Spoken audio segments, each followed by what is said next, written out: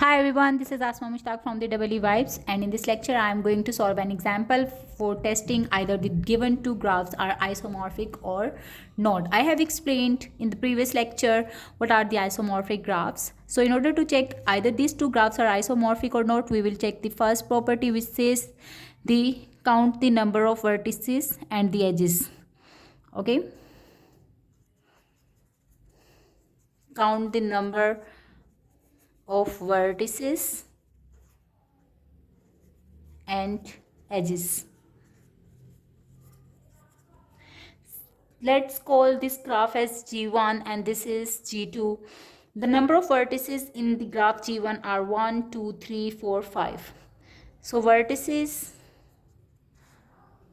are equal to 5, and here 1, 2, 3, 4, 5. So vertices in this graph G2 are also equal to 5.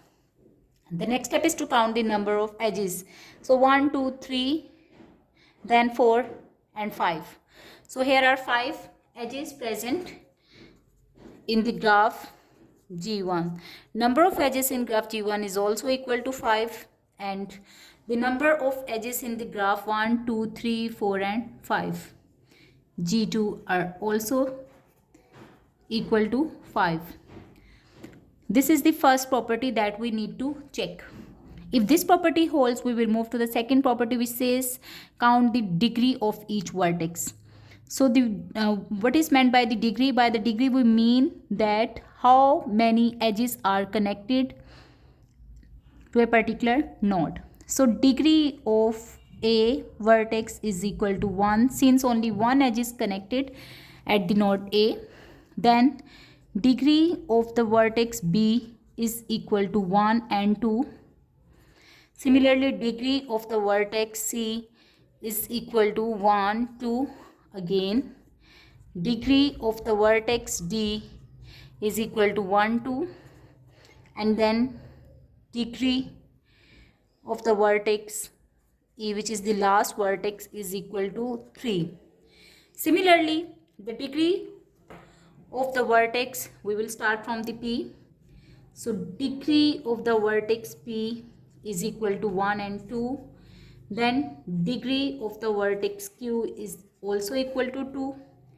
Degree of the vertex R is equal to 3, because 3 edges are present at this vertex. Then degree of the vertex S is equal to 2, and the degree of the vertex T is actually equal to 1. One thing you should always remember, that the degree of vertices in both graphs should be same. So from here you can see that the degree is 1, 2, 2, 2 and then 3, and the degree is 2, 2, 3, 2, 1. You can also arrange these vertices in either the ascending or the descending order, and in this way it will be quite easy for you to establish the one-to-one correspondence or mapping in between them. So what I have done, I have just arranged the vertices of the second graph in the ascending degree. Alright, so in this way the correspondence becomes quite easy as compared to in some irrelevant order, and from here we can see that all the vertices in both graphs are having the same degree. So here are 3 vertices whose degree is 2, and same is the cases over here. P, Q, S have the degree equal to 2. Similarly, the vertex A is having degree equal to 1, while the vertex T is having degree equal to 1. So let's now start and check the third property, which is the adjacent property, or sorry, bijection property. So bijection property says that either we can establish or one-to-one correspondence between each vertex or not.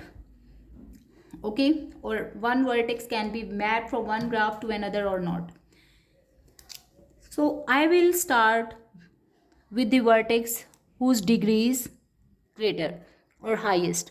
So in this graph the vertex E is having the highest degree and it is equal to 3, and from the vertex E either I can go to A, I can go to C, or I can go to D. So from E I will prefer to go to A, And similarly from here the degree of the vertex is 3. So I will map R and E.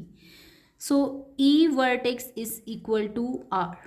We will consider or treat the E vertex as R vertex. Now from the R I can go to S, I can go to T, or I can go to P. It's always better to move to the vertex that both have the same degree. So from here we can either go from E to A, but its degree is 1. Alright, while from the R we can go to T and its degree is equal to 1.